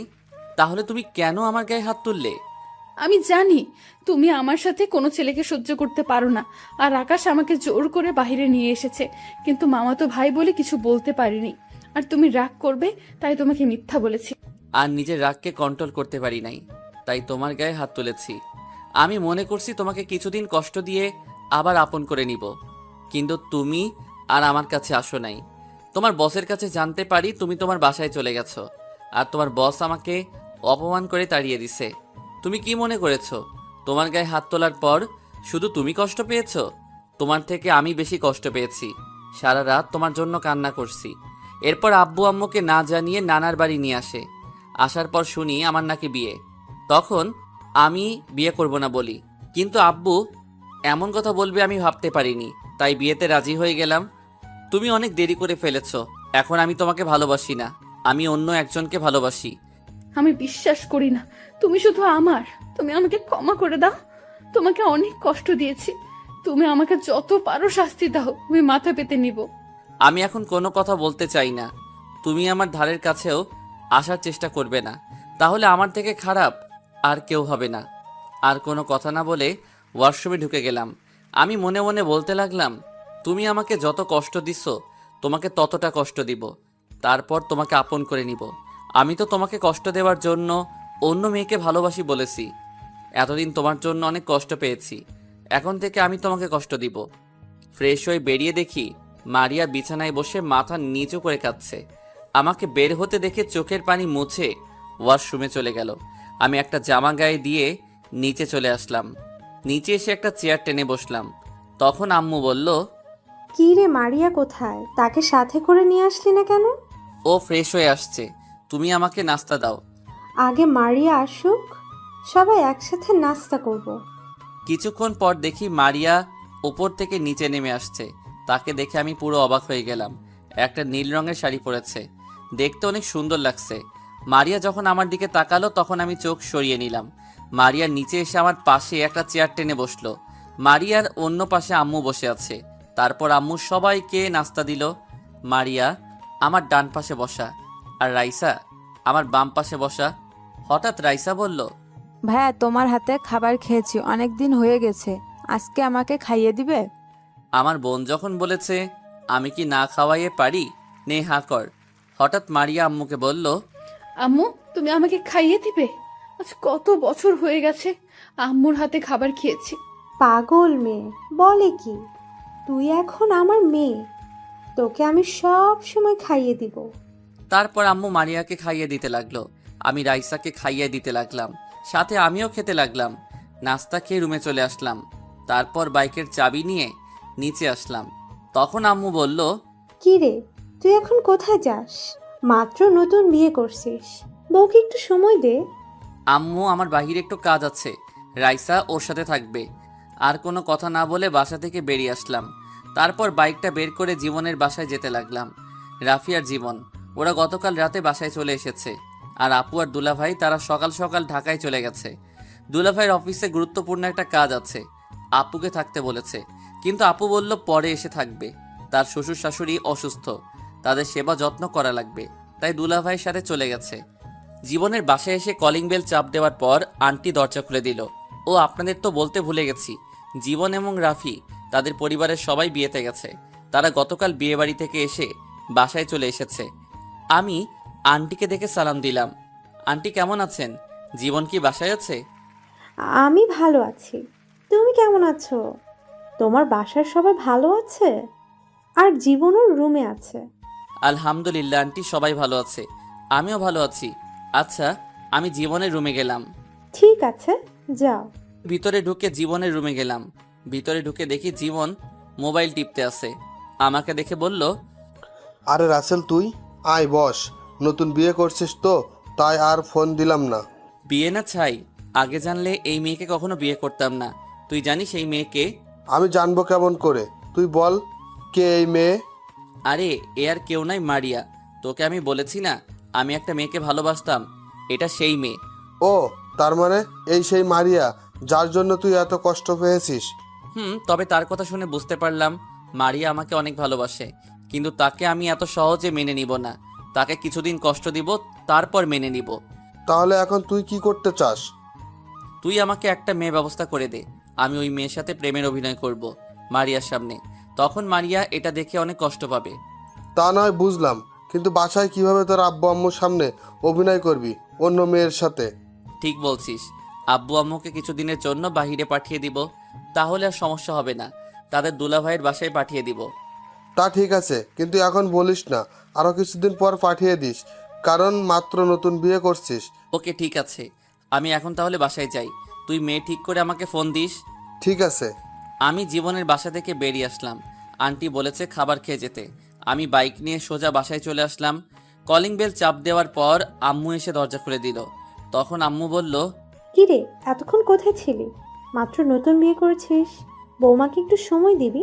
তা না, তুই বাহিরে ঘুরতে বের হয়েছিস। আম্মু আমি একটু জীবনের বাসায় গেছি। আর নতুন বিয়ে করেছি তো কি হয়েছে, রাইসা তো বাসায় আছে। ও তো ছোট, ও কি সময় দিবে? তুই থাকলে মেয়েটার একটু ভালো লাগতো। ঠিক আছে, আমি রুমে গেলাম। আর কোনো কথা না বলে রুমে চলে আসলাম। রুমে এসে দেখি রাইসা মারিয়ার সাথে গল্প করছে। ও আপনাদের তো বলতে ভুলে গেছি, রাইসার আব্বু আম্মু ও তারা গতকাল বাসায় চলে গেছে। রাইসা বলল ও এখন যাবে না, পরে আমার সাথে যাবে। আমাকে রুমে দেখে রাইসা বলল, ভাইয়া তুমি এতক্ষণ কোথায় ছিলে? জানো ভাবি না অনেক ভালো, অনেক মিষ্টি করে কথা বলতে পারে। ভাইয়া একটু বাইরে কাজে গেছি, তোর সাথে পরে কথা বলবো। ভাইয়া এখন ফ্রেশ হয়ে একটু রেস্ট করব। তাহলে ঠিক আছে, আমি আম্মুর রুমে গেলাম। বলে রাইসা রুম থেকে বেরিয়ে গেল। আমি ওয়াশরুমে ঢুকে ফ্রেশ হয়ে বেরিয়ে এসে দেখি মারিয়া মনমরা হয়ে বসে আছে সোফায়। আমি বিছানায় গিয়ে শুয়ে পড়লাম। তোমার শরীরটা কি খারাপ? অসময়ে শুয়ে পড়লে যে? আমার শরীর ভালো না খারাপ সেটা কি তোকে বলবো? তুমি আমার সাথে এভাবে কথা বলছো কেন? আমি স্ত্রী, তোমাকে চিটচিট করতেই পারি। কিন্তু আমি তো তোকে স্ত্রী হিসেবে মানি না, আমি অন্য মেয়েকে ভালোবাসি। আমি তোকে ডিভোর্স দিয়ে বাসা থেকে বের করে ওই মেয়েকে বিয়ে করব। প্লিজ তুমি আমাকে ডিভোর্স দিও না। দরকার হয় তোমার বাসার কাজের মেয়ের মতো থাকবো, তবুও তুমি আমাকে বাসা থেকে বের করে দিও না। তোর সাথে কথা বলতে আমার ভালো লাগছে না, তুই আমার সামনে থেকে যা তো। মারিয়া কান্না করতে করতে রুম থেকে বেরিয়ে গেল। আমি মনে মনে বললাম, এমন কেমন লাগছে? আমিও কম কষ্ট পাইনি, তোমার জন্য অনেক কান্না করেছি। তো যাই হোক, রাতে সবাই একসাথে খাবার খেলাম। রুমে এসে বিছানায় শুয়ে মোবাইল টিপতে লাগলাম। কিছুক্ষণ পর মারিয়া রুমে আসলো। মারিয়া বিছানায় এসে শুয়ে পড়লো একপাশে। তখন আমি বিছানা থেকে নেমে সোফায় চলে গেলাম।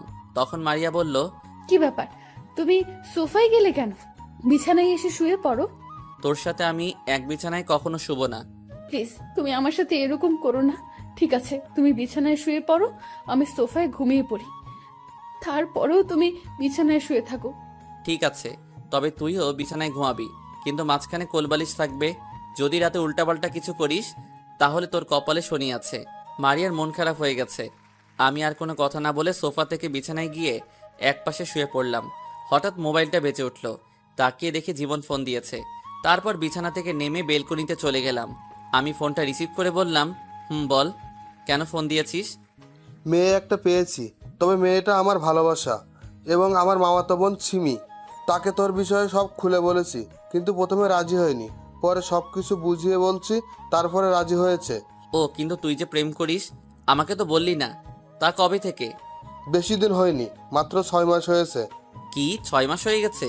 আর তুই এখন আমাকে বলছিস? প্লিজ দোষ, রাগ করিস না। সিমি কাউকে বলতে মানা করেছে। আচ্ছা ঠিক আছে, এখন আমি সিমির সাথে কথা বলতে চাই। আমি তোকে নাম্বার মেসেজ করে পাঠিয়ে দিব, আর এখন ফোন দিস না। ও এখন ঘুমিয়ে গেছে। সকালে ফোন দিয়ে তোর পরিচয় দিয়ে কথা বলবি এবং কোথায় দেখা করতে হবে সেটা বলে দিস। আচ্ছা ঠিক আছে, তাহলে এখন ঘুমা, কালকে কথা হবে। আল্লাহ হাফেজ। ওকে, আল্লাহ হাফেজ।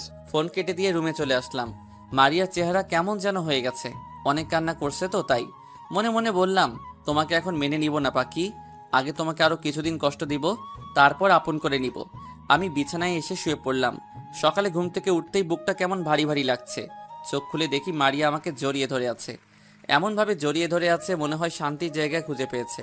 তার চেহারা দেখে কেমন যেন মায়া লাগছে। তাই কিছু না করে তার হাত ছাড়িয়ে বিছানা থেকে উঠে ওয়াশরুমে চলে গেলাম। ফ্রেশ হয়ে বেরিয়ে দেখি মারিয়া উঠে গেছে। আমাকে বের হতে দেখে বিছানা থেকে উঠে ওয়াশরুমে চলে গেল। আমি একটা জামা গায়ে দিয়ে নিচে চলে আসলাম। কিছুক্ষণ পর মারিয়া নিচে আসলো। সবার সাথে নাস্তা করে বাসা থেকে বেরিয়ে সিমির নাম্বারে একটা মেসেজ দিলাম, আর এটাও বলে দিলাম আমি জীবনের বন্ধু, আর কোথায় আসতে হবে সেটাও মেসেজ করে দিলাম। সিমি ওকে বলে মেসেজ করলো। আমি বাইক নিয়ে রেস্টুরেন্টে চলে গেলাম। ভিতরে ঢুকে একটা টেবিলে বসে সিমির জন্য অপেক্ষা করতে লাগলাম। প্রায় 10 মিনিট পর একটা মেয়ে আমার সামনে আসলো। মেয়েটাকে দেখে আমি পুরো অবাক হয়ে গেলাম, আর মেয়েটাও আমাকে দেখে অবাক হয়ে গেল।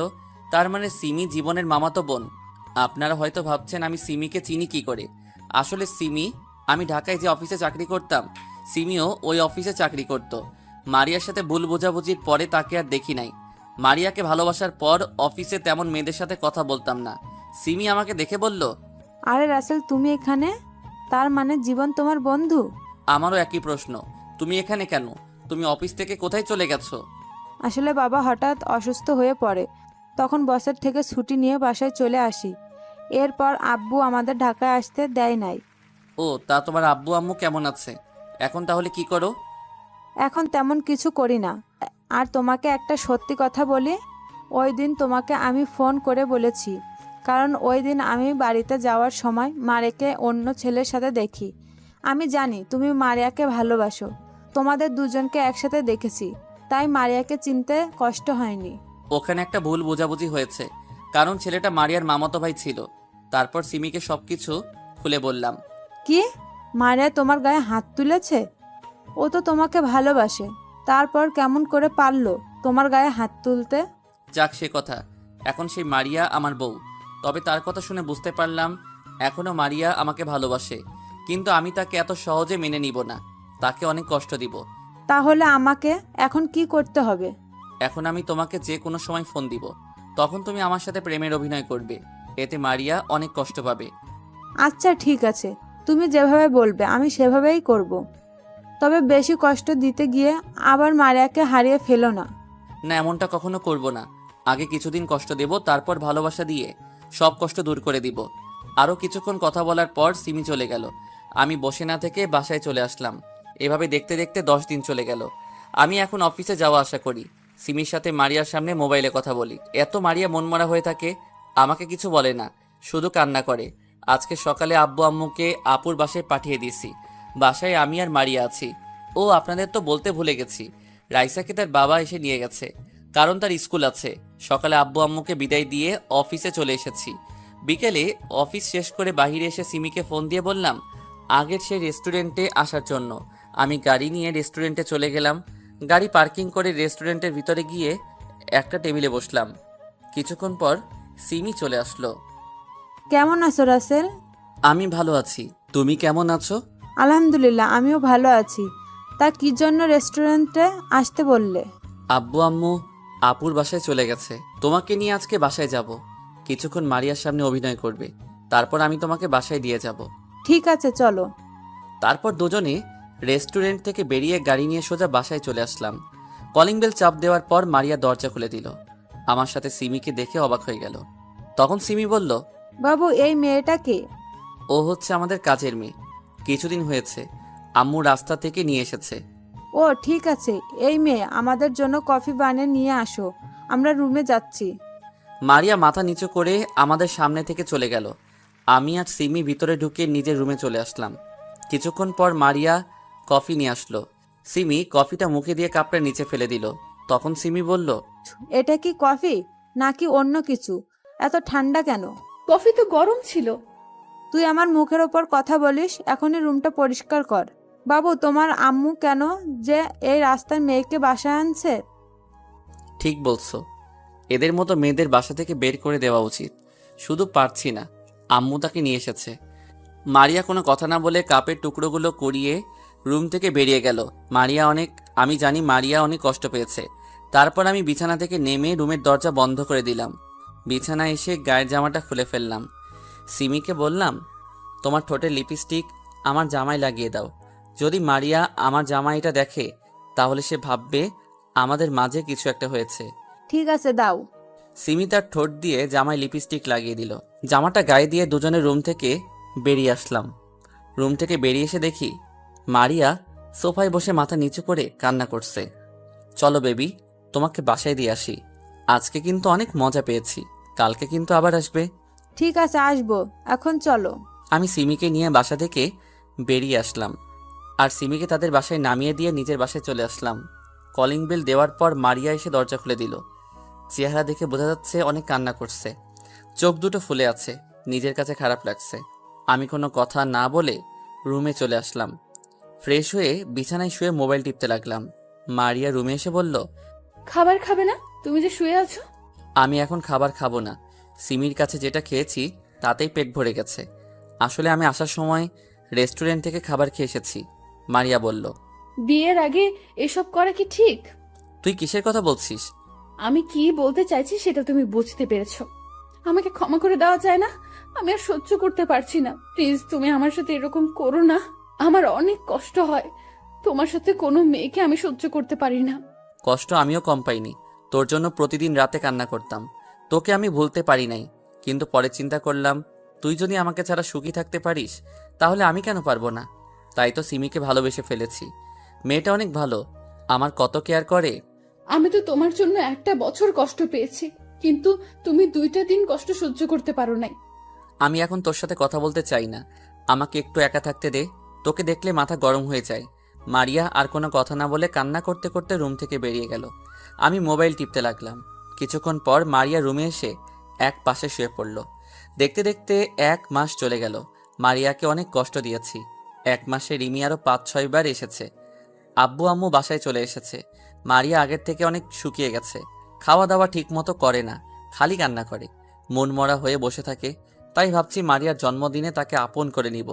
জন্মদিনের এখনো 15 দিন বাকি আছে। সকালে ঘুম থেকে উঠে দেখি মারিয়া আমার পাশে নেই। আমার মনে হয় নিচে চলে গেছে সকালে নাস্তা তৈরি করতে। আমি বিছানা থেকে নেমে ওয়াশরুমে ঢুকে ফ্রেশ হয়ে রেডি হয়ে নিচে চলে আসলাম। একটা চেয়ার টেনে বসলাম। মারিয়া আমাকে নাস্তা দিল। হয়তো ভাবছে আমি খাবো না, কিন্তু তাকে অবাক করে দিয়ে আমি নাস্তা খেতে লাগলাম। মারিয়ার মুখে খুশির ছাপ দেখছি, কারণ আগে মারিয়া আমাকে নাস্তা দিলে আমি খেতাম না, নিজের হাতে নিয়ে খেলাম। নাস্তা করে আব্বু আম্মুকে বলে বাসা থেকে বেরিয়ে এসে গাড়ি নিয়ে অফিসে চলে আসলাম। অফিসের ভিতরে ঢুকে নিজের কেবিনে চলে গেলাম। বসে বসে একটা ফাইলের কাজ করতে লাগলাম। হঠাৎ দরজার সামনে দাঁড়িয়ে রাফি বলল, ভিতরে আসবো? আরে রাফি, আয় বস, তোর অনুমতি লাগবে না। তা হঠাৎ আমার অফিসে? তোকে একটা দাওয়াত দিতে এসেছি। আগামী শুক্রবার আমার বিয়ে। তোর আব্বু আম্মু ভাবি তুই সহ চলে আসবি। কি বলছিস? তোর বিয়ে আমি আসবো না? তা মেয়েটাকে? আমি যে অফিসে কাজ করি ওই অফিসে তিথি কাজ করে। তিথি আমাকে অফিসে দেখে পছন্দ করে, তারপর ওর আব্বু আম্মুকে আমাদের বাসায় পাঠায়। যাক, ভালো হলো। তোর বিয়েটা হয়ে গেলে জীবন বাকি থাকবে। ঠিক আছে, তুই কাজ কর। বিয়ের 2 দিন আগে কিন্তু ভাবিকে নিয়ে চলে আসবি। আমি জীবনের রুমে গেলাম, তাকে দাওয়াতটা দিয়ে আসি। ঠিক আছে, তাহলে যা। রাফি কেবিন থেকে বেরিয়ে গেল। আমি কাজে মন দিলাম। বিকেলে অফিস থেকে বেরিয়ে এসে গাড়ি নিয়ে বাসায় চলে আসলাম। কলিং বেল চাপ দেওয়ার পর মারিয়া দরজা খুলে দিল, কিন্তু আমি মারিয়াকে দেখে অবাক হয়ে গেলাম। তার দিকে তাকিয়ে রইলাম, কারণ মারিয়া আজকে শাড়ি পরেছে। দেখতে অনেক ভালো লাগছে, আবার খারাপও লাগছে, কারণ মারিয়ার চেহারা আগের মতো নেই। আমি কোনো কথা না বলে রুমে চলে আসলাম। মারিয়া হয়তো কষ্ট পেয়েছে, আমি তাকে কিছু বললাম না। রুমে এসে ওয়াশরুমে ঢুকে গেলাম। ফ্রেশ হয়ে বাইরে এসে দেখি মারিয়ার সামনে দাঁড়িয়ে আছে। তখন মারিয়া বলল, আমাকে কেমন লাগছে? আমি কোনো কথা বললাম না। তখন মারিয়া আবার বলল, কি হলো, কথা বলছো না কেন? আমাকে কেমন লাগছে একটু বলো না। ভালো লাগছে। মারিয়া হয়তো এমন বলবো আশা করেনি। মারিয়া আর কোনো কথা না বলে ওয়াশরুমে চলে গেল। কিছুক্ষণ পর শাড়িটা চেঞ্জ করে বাইরে আসলো। কোনো কথা না বলে রুম থেকে বেরিয়ে গেল। আমিও আর দাঁড়িয়ে না থেকে নিচে চলে আসলাম। সবাই মিলে খাবার খেতে লাগলাম। তখন আমি বললাম, আব্বু আম্মু, রাফির বিয়ে আগামী শুক্রবার। আজকে অফিসে এসে দাওয়াত দিয়ে গেছে, সবাইকে যেতে বলেছে। ঠিক আছে, আমরা সবাই যাব। তারপর খাবার খেয়ে রুমে চলে আসলাম। রুমে এসে বিছানায় শুয়ে মোবাইল টিপতে লাগলাম। কিছুক্ষণ পর মারিয়া রুমে আসলো। দরজা বন্ধ করে আমার পাশে এসে এমন কিছু করবে, আমি তো অবাক হয়ে গেলাম। মারিয়া আমার পাশে শুয়ে আমাকে জড়িয়ে ধরলো। আমি মারিয়াকে জোর করে ছাড়িয়ে বিছানায় বসে বললাম, তোর সাহস তো কম নয়, তুই আমাকে জড়িয়ে ধরেছিস কেন? আমি তোকে বলছি না, আমার কাছে কখনো স্বামীর অধিকার পাবি না। আর একবার যদি তুই করে বলছো তাহলে মাথা ফাটিয়ে দিমো। তুমি কি মনে করেছো আমি কিছুই জানি না? তুমি আমাকে কষ্ট দেওয়ার জন্য ওই মেয়ের সাথে প্রেমের অভিনয় করছো। তোকে কে বলেছে আমি সিমিকে ভালোবাসি? সিমিও আমাকে ভালোবাসে। আমরা অভিনয় করব কেন? মনে মনে বললাম, মারিয়া কি সত্যিটা জেনে গেছে? ঠিক আছে, এখনই প্রমাণ দেখাচ্ছি। তোমার মোবাইলটা দাও তো। তোকে আমার মোবাইল দিব কেন? যেটা বলছি সেটা করো। আমি আর কোনো কথা না বলে মোবাইলটা মারিয়ার হাতে দিলাম। আব্বু আম্মুকে বললে বাসা থেকে বের করে দিবে। তারপর মারিয়া এমন কিছু শোনাবে, আমি তো অবাক হয়ে গেলাম। মারিয়া আমাকে একটা রেকর্ডিং শোনালো, যেটাই আমি আর সিমি কথা বলছি মোবাইলে। এবার মারিয়া বলতে লাগলো, গতকাল রাতে তুমি ঘুমিয়ে যাওয়ার পর তোমার মোবাইল হাতে নেই। ভাগ্য ভালো ছিল, মোবাইলে কোনো লক ছিল না। মোবাইলের ভেতরে ঢুকে কিছু পেলাম না, তাই বুদ্ধি করে অটো রেকর্ডিং চালু করে রেখেছি। তার মানে তুমি সব জেনে গেছো? সব জেনে গেছি। এবার আমাকে মাফ করে দাও। আমি আর তোমার অবহেলা সহ্য করতে পারছি না। যদি তোমার কষ্ট দেওয়ার শেষ না হয় তাহলে তুমি নিজের হাতে দাও, তবুও আমাকে আপন করে নাও। ভেবেছিলাম তোমাকে কিছুদিন পর একটা সারপ্রাইজ দিয়ে আপন করে নিব, কিন্তু আমি আর পারলাম না। এসো বুকে। বলতে দেরি মারিয়া আমাকে জড়িয়ে ধরতে দেরি করে নাই। মারিয়া জড়িয়ে ধরে কান্না করতে লাগলো। তখন আমি বললাম, এই পাগলি, কান্না করো কেন? আমি আর তোমাকে কষ্ট দিব না, এবং তোমাকে ছেড়ে কোথাও যাব না। এবার যদি আমাকে ছেড়ে চলে যাও তাহলে আমি আর বলতে না দিয়ে ঠোঁট দুটো এক করে দিলাম। দুজনে দুজনকে জড়িয়ে ধরে কিস করতে লাগলাম। প্রায় 5 মিনিট পর ছেড়ে দিলাম। তখন আমি বললাম, আর একবার যদি মরার কথা মুখ দিয়ে বের করো তাহলে আমাকে হারাবে। না না, আমি তোমাকে হারাতে পারবো না। আমি তোমাকে অনেক ভালোবাসি, আর কখনো মরার কথা মুখ দিয়ে বের করব না। এবার ঠিক আছে। আচ্ছা, তুমি বলেছিলে সারপ্রাইজ দিবে, তা কিসের সারপ্রাইজ? সেটা সময় হলে জানতে পারবে। চলো দুজনে একটু রোম্যান্স করি। তা করো। তোমাকে কেউ ধরে রাখছে? আমি মারিয়াকে বিছানায় ফেলে দিয়ে বুকের উপর শুয়ে তার ঠোঁট দুটো এক করে দিলাম। তারপর আর কি আমি আর বলতে পারবো না, কারণ এখন রমজান মাস। সকালে ঘুম থেকে উঠতে দেখি মারিয়া আমাকে জড়িয়ে ধরে শুয়ে আছে। তার শরীরে কাপড় নেই। হঠাৎ মারিয়ার গলার নিচে একটা তিল দেখে নিজেকে কন্ট্রোল করতে পারলাম না। ওই তিলটাই কিস করতে লাগলাম। মারিয়া আমার মাথার চুল খামচে ধরল। তারপর আর কি, সকালবেলা আরেকবার হয়ে গেছে। দুজনে একসাথে ওয়াশরুমে গিয়ে ফ্রেশ হয়ে বেরিয়ে আসলাম। আমি অফিসে যাওয়ার জন্য রেডি হচ্ছি। মারিয়া আয়নার সামনে দাঁড়িয়ে চুল শুকাচ্ছে। আমি মারিয়াকে পিছন থেকে জড়িয়ে ধরলাম। তখন মারিয়া বলল, তোমার রোম্যান্স শেষ হয়নি? সারা রাত ঘুমাতে দাও নাই, আবার সকালেও শুরু করছো। হঠাৎ তুমি এত রোমান্টিক হলে কবে থেকে? এমন একটা সুন্দরী বউ থাকলে খালি আদর করতে মন চায়। এখন ছাড়ো, আব্বু আম্মু আমাদের জন্য অপেক্ষা করছে। মারিয়াকে ছেড়ে দিলাম। তারপর দুজনে একসাথে নিচে গেলাম। আমি আর মারিয়া দুটো চেয়ার টেনে বসলাম। তারপর নাস্তা করে অফিসে চলে আসলাম। দেখতে দেখতে রাফি বিয়ের দিন চলে আসলো। কালকে বিয়ে, আজকে গায়ে হলুদ। সকাল থেকে রাফি ফোন করে যাচ্ছে। আব্বু আম্মুকে সকালে পাঠিয়ে দিছি। আমি আর মারিয়া এখনো বাসায়। রুমে আমি আর মারিয়া রেডি হতে লাগলাম। আমার রেডি হওয়া শেষ, কিন্তু মারিয়ার এখনো হয়নি, কারণ মারিয়া শাড়ির কুচি পরতে পারছে না। আমি মারিয়ার হাত থেকে কুচিটা হাতে নিয়ে পরিয়ে দিলাম। মারিয়া চোখ বন্ধ করে ফেললো। মারিয়ার পেটে একটা কিস করলাম। মারিয়া কেঁপে উঠল। বসা থেকে দাঁড়িয়ে দেখি মারিয়া এখনো চোখ বন্ধ করে আছে। আমিও আর সুযোগ মিস করি নাই। মারিয়ার ঠোঁট দুটো এক করে দিলাম। প্রায় 2 মিনিট পর ছেড়ে দিলাম। তোমার কি খালি কিস করতে মন চায়? কি করবো বলো, তোমার এই গোলাপি ঠোঁট দেখলে কিস করতে মন চায়। এখন চলো, পরে অনেক সময় পাবে রোম্যান্স করতে, এমনি অনেক দেরি হয়ে গেছে। আমি আর মারিয়া রুম থেকে বেরিয়ে বাসার বাইরে চলে আসলাম। গাড়ি নিয়ে দুজনে একসাথে গে মার্কেটে গেলাম। মার্কেট থেকে উপহার নিয়ে রাফির বাসায় চলে আসলাম। বাড়িটা অনেক সুন্দর করে সাজিয়েছে। গাড়ি পার্কিং করে দুজনে ভিতরে গেলাম। ভিতরে ঢুকে দেখি অনেক মেহমান এসেছে। জীবন আর সিমিও এসেছে। আমাদেরকে দেখে দুজনেই সামনে আসলো। তখন সিমি বলল, ভাবি তুমি আমাকে ক্ষমা করে দাও, তোমার সাথে নানান ধরনের কথা বলেছি, আমাকে এসব করতে বলেছে তোমার জামাই। আমি সব জানি, সমস্যা নেই, এটা আমার কপালে ছিল। এখানে দাঁড়িয়ে কথা বলবি? চল রাফির কাছে যাই সবাই। তোমরা 2 বন্ধু যাও, আমি আব্বু আম্মুর সাথে দেখা করে আসি। ঠিক আছে যাও। মারিয়া আর সিমি চলে গেল। আমি এবার জীবনকে বললাম, তোকে যা বলেছি সবকিছু ঠিকঠাকভাবে করেছিস? একবারে সব ঠিক মতো করা শেষ, এখন শুধু সময়ের অপেক্ষা। চল রাফি রুমে যাই, ওর সাথে কিছুক্ষণ দুষ্টামি করে আসি। অনুষ্ঠান শুরু হতে এখনো বাকি আছে। তারপর জীবন আর আমি রাফির রুমে গেলাম। হাই হাই, রাফির রুমে এসে দেখি সব ময়দা সুন্দরী। রাফি আমাদের দুজনকে দেখে মেয়েগুলোকে বাইরে যেতে বলছে। সব মেয়েরা বাইরে গেল। শালা তোর আসতে এত দেরি হলো কেন? আমার বিয়ের সময়ও তোর কাজ করতে হয়? ওই হারামি, তুই কাকে শালা বলিস?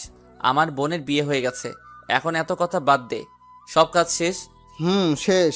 আমি জীবন আর সিমি 3 জনে মিলে সব কিছু সাজিয়ে রেখেছি। ওকে ঠিক আছে, এখন সময়ের অপেক্ষা। তারপর 3 জনে মিলে কিছুক্ষণ কথা বললাম। কথা বলতে বলতে রাফির অনুষ্ঠানের সময় হয়ে গেছে। রাফিকে সাজিয়ে স্টেজে নিয়ে আসলাম। রাফির হলুদ লাগানো শেষ। এখন 12টা বাজতে আর মাত্র 5 মিনিট সময় আছে। রাফি, জীবন আর সিমি তারা চলে গেছে ছাদে। আমি মারিয়ার চোখ বেঁধে ছাদে নিয়ে আসলাম। তখন মারিয়া বলল, কি ব্যাপার, তুমি আমাকে কোথায় নিয়ে আসলে? আগে তোমার চোখ খুলে দেই। আমি মারিয়ার চোখের বাঁধন খুলে দিলাম। আর সবাই একসাথে মারিয়াকে বলতে লাগলো, happy birthday to you Maria. আমি মারিয়ার সামনে হাঁটু গেড়ে বসে বলতে লাগলাম, পৃথিবীর সবকিছু মিথ্যা হলেও ছেলেদের চোখের অশ্রু কখনো মিথ্যা হয় না। কারণ মেয়েরা খুব কষ্ট না পেলে কখনো তাদের দামি অশ্রু ঝরায় না। যদি মন কাঁদে, আসবো বর্ষা হয়ে। যদি মন হাসে, আসবো রোদ্দুর হয়ে। যদি মন ওড়ে, আসবো পাখি হয়ে। যদি মন খোঁজে, আসবো তোমার জান হয়ে। I love you Maria and happy birthday to you. Maria আমাকে জড়িয়ে ধরে কান্না করে দিল আর বলতে লাগলো, তুমি আমাকে এত ভালোবাসো? আমিও তোমাকে অনেক ভালোবাসি রাসেল, কখনো ছেড়ে যাব না। আমার তো মনে ছিল না আজকে আমার জন্মদিন, তুমি সব সময় আমার জান হয়ে থাকবে। এবার কান্না বন্ধ করো, চলো কেক কাটবে। মারিয়া কেক কাটলো, প্রথম আলোকে খাওয়াই দিল। তারপর বাকি সবাইকে। পরের দিন সবাই রেডি হয়ে মেয়ের বাড়িতে গেলাম। আমার গাড়িতে রাফি, জীবন আর সিমি। আমার সাথে সামনের সিটে মারিয়া, পিছনের রাফির সাথে জীবন আর সিমি। প্রায় 1 ঘন্টা পর মেয়েদের বাসার সামনে চলে গেছি। আমি আর মারিয়া ম্যাচ করে পড়েছি। মারিয়া পরেছে নীল শাড়ি আর আমি নীল রঙের পাঞ্জাবি। মারিয়া আর সিমি গাড়ি থেকে নেমে ভিতরে চলে গেছে। আমি, রাফির, জীবন গাড়ি থেকে নেমে গেটের সামনে যাওয়ার পর কিছু মেয়ে ভিতরে যেতে দিচ্ছে না। তখন আমি বললাম, কি ব্যাপার, আপনারা গেটের সামনে দাঁড়িয়ে আছেন কেন? আমাদের পাওনা দিয়ে তারপর ভিতরে যাবেন। আপনাদের পাওনা মানে? কিসের পাওনা? কিসের কথা বলছেন? ও মা, ইনি দেখি বাজা মাছটা উল্টে খেতে পারে না, ভেতরে যেতে টাকা লাগবে। ও মা, এটা তো বেশিরভাগ গ্রাম অঞ্চলে হয়, ঢাকায় হতে এই প্রথম দেখেছি। আরে মিথ্যা বললাম, আমার বিয়ের সময়ও নিছে, কিন্তু ওই সময় এত কিছুর দিকে তাকাইনি। কারণটা আপনারা জানেন। তাড়াতাড়ি টাকা দেন, তা না হলে ভিতরে যেতে পারবেন না। আমি জীবনের কানে কানে বললাম একটা ডিল হাতে নিতে। জীবন আমার কথা মতো একটা ডিল দিল হাতে। তখন আমি 10 টাকার নোট 5টা ডিলটার মধ্যে পেঁচিয়ে বললাম, আগে আমাদের ভিতরে যেতে দিন, তারপর টাকা দিব। তাদের হাতের মধ্যে টাকা দেখিয়ে ওরা কি জানি চিন্তা করে গেট ছেড়ে দিল। আমি মেয়েদের হাতে টাকাগুলো দিয়ে দৌড় ভিতরে চলে গেলাম। আর মেয়েগুলো আমার 14 গোষ্ঠী উদ্ধার করছে পিছন থেকে। ভিতরে আসার পর হঠাৎ মারিয়া আর সিমিকে দেখি একটা ছেলের সাথে তর্ক বিতর্ক করছে। আমি তাদের সামনে গিয়ে বললাম, এখানে কি হয়েছে? আমরা ভেতরে আসার সময় এই ছেলেটা এসে সিমিকে ধাক্কা মেরে ফেলে দেয়। ভাইয়া, আমি ইচ্ছা করে পালাই নাই। আমার সব কিছু কাজিন রং নিয়ে আমাকে দৌড়াইছে। তখন আমি দৌড়ে আসার সময় ওনার সাথে ধাক্কা লাগে, তারপর উনি পড়ে যায়। আমি ওনাকে সরি বলেছি, কিন্তু উনি আমার সাথে তর্ক বিতর্ক করেছে। ঠিক আছে, তুমি বলে যাও। আর তোমরা, ও তো সরি বলতেছে, তারপরও কেন ছেলেটার সাথে তর্ক করছো? সরি। ঠিক আছে, ভিতরে চলো। ভিতরে ঢোকার পর বিয়ে পড়ানো শেষ। তারপর সবাই খাওয়া দাওয়া করে মেয়েকে নিয়ে চলে আসি। রাফির বাড়ির সবার কাছ থেকে বিদায় নিয়ে আব্বু আম্মু আমি আর মারিয়া বাসায় চলে আসি। জীবন আর সিমি আজকে থাকবে রাফির বাসায়। বাসায় এসে কলিং বেল চাপ দেওয়ার পর কাজের বুয়া এসে দরজা খুলে দিল। আমি আর মারিয়া আমাদের রুমে চলে আসলাম। রুম থেকে ফ্রেশ হয়ে বাইরে আসার পর মারিয়া ঢুকলো ওয়াশরুমে। মারিয়া গেল ফ্রেশ হয়ে এসে বিছানায় শুয়ে আমাকে জড়িয়ে ধরে বলল, আজকে বিয়ে বাড়িতে দেখছি মা তাদের ছেলে মেয়েকে কি সুন্দর করে খাবার খাইয়ে দেয়। তো কি হয়েছে? আমিও মা হব, তুমি আমাকে একটা ছেলে দাও। আমি তোমাকে কোথায় থেকে ছেলে এনে দিব? মজা করে মারিয়াকে বোঝাতে চাচ্ছে না বুঝলে নাই, আমি এখন ঘুমাবো। বলে অন্যদিকে মুখ ফিরিয়ে শুয়ে পড়ল। আমি পিছন থেকে জড়িয়ে ধরে বললাম, তাহলে ছেলে আনার মিশনে নেমে পড়ি। এটা বলার সাথে সাথে মারিয়া আমাকে জড়িয়ে ধরল।